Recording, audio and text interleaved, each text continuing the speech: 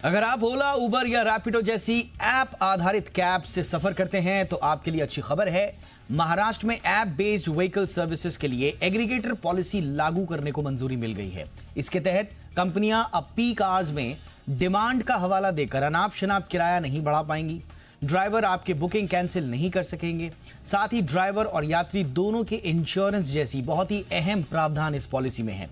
आज हम Maharashtra aggregator policy का पूरा विश्लेषण करेंगे। खास मेहमान हमारे साथ होंगे, समझेंगे कि इस पॉलिसी के आने के बाद क्या कुछ बदलाव होगा। सबसे पहले देखिए ये रिपोर्ट। मेरा नाम है दीपक डोभाल, आप देख रहे हैं आपकी खबर आपका फायदा। रिपोर्ट के बाद लौटते हैं मेहमानों के साथ।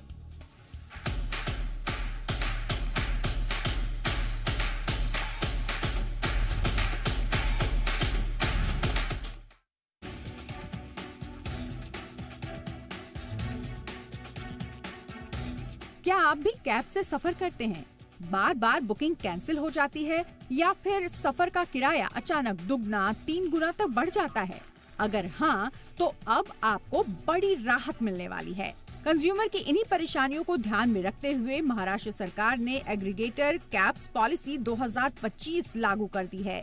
ये नई नीति कैब सर्विस को ज्यादा पारदर्शी, सुरक्षित और भरोसेमंद बनाने की दिशा में एक बड़ा और ठोस कदम मानी जा रही है। अब अगर कोई कैब ड्राइवर बुकिंग कैंसिल करता है या फिर छोटी दूरी की राइड लेने से मना करता है तो उसे तुरंत जुर्माना भरना होगा। और खास बात यह है कि ये जुर्माना सीधे उसी वक्त यात्री के खाते में ट्रांसफर कर दिया जाएगा। पहले ये नियम केवल यात्रियों पर लागू था, लेकिन अब ड्राइवर भी इसके दायरे में होंगे। बढ़े हुए किराए यानी सर्ज प्राइसिंग पर भी सरकार ने लगाम कस दी है। अब कोई भी कैब कंपनी बेस फेयर से 1.5 गुना से ज्यादा चार्ज नहीं कर सकेगी। पहले पीक आवर्स में ये किराया कई बार 3 से 5 गुना तक भी पहुंच जाता था। अब ऐप का एल्गोरिदम इस नियम के अनुसार बदला जाएगा ताकि ग्राहकों को ठगा नहीं जा सके। सिर्फ पैसेंजर ही नहीं, ड्राइवर्स की स्थिति सुधारने के लिए भी कई प्रावधान किए गए हैं। अब हर राइड पर कम से कम 80% हिस्सा ड्राइवर को मिलेगा। इससे न केवल उनकी आमदनी सुधरेगी, बल्कि छोटी राइड्स को लेकर उनकी हिचक भी खत्म होगी। इसके अलावा ड्राइवर और उनके परिवार के लिए मेडिकल इंश्योरेंस और अन्य वेलफेयर सुविधाएं भी शामिल की गई हैं। इस नई कैब पॉलिसी में महिलाओं की सुरक्षा को लेकर भी प्राथमिकता दी गई है। अब अगर कोई महिला राइड शेयरिंग करती है तो उसके साथ सिर्फ महिला ड्राइवर या महिला को पैसेंजर ही यात्रा कर सकेगी। साथ ही ऐप में महिला यात्रियों की प्राइवेसी को सुरक्षित रखने वाले फीचर्स भी अनिवार्य कर दिए गए हैं, यानी अब महिलाएं ज्यादा भरोसे और सुरक्षा के साथ सफर कर सकेंगी। अब हर कैब में रियल टाइम जीपीएस ट्रैकिंग और इमरजेंसी कॉन्टैक्ट बटन जरूरी होंगे।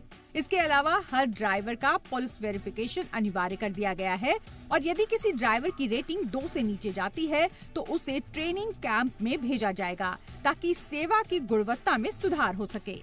कैब कंपनियों को महाराष्ट्र में फिजिकल ऑफिस रखना अनिवार्य होगा। साथ ही उन्हें हर ड्राइवर के डॉक्यूमेंट्स की जांच करनी होगी। साथ ही ड्राइवर और यात्रियों दोनों के लिए इंश्योरेंस भी देना होगा। इसके अलावा हर कंपनी को एक मजबूत और प्रभावी शिकायत निवारण प्रणाली बनानी होगी ताकि यात्रियों की समस्या का समाधान तुरंत हो सके।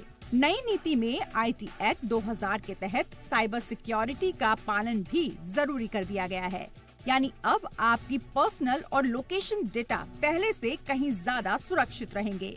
इस पूरी नीति को सुप्रीम कोर्ट के निर्देश पर रिटायर्ड आईएएस अधिकारी सुधीर कुमार श्रीवास्तव की कमेटी ने तैयार किया है और अब महाराष्ट्र सरकार इस नीति को जमीन पर उतारने के लिए तेजी से एक्शन मोड में है। तो अगली बार जब आप ओला, उबर या रैपिडो जैसे ऐप आधारित कैब में राइड बुक करें तो जान लीजिए अब ना कोई बुकिंग अचानक कैंसिल होगी, ना किराया आसमान छुएगा। अब आपकी सुरक्षा, सुविधा और सम्मान तीनों की जिम्मेदारी सरकार और कंपनियों की होगी। ब्यूरो रिपोर्ट, जी मीडिया।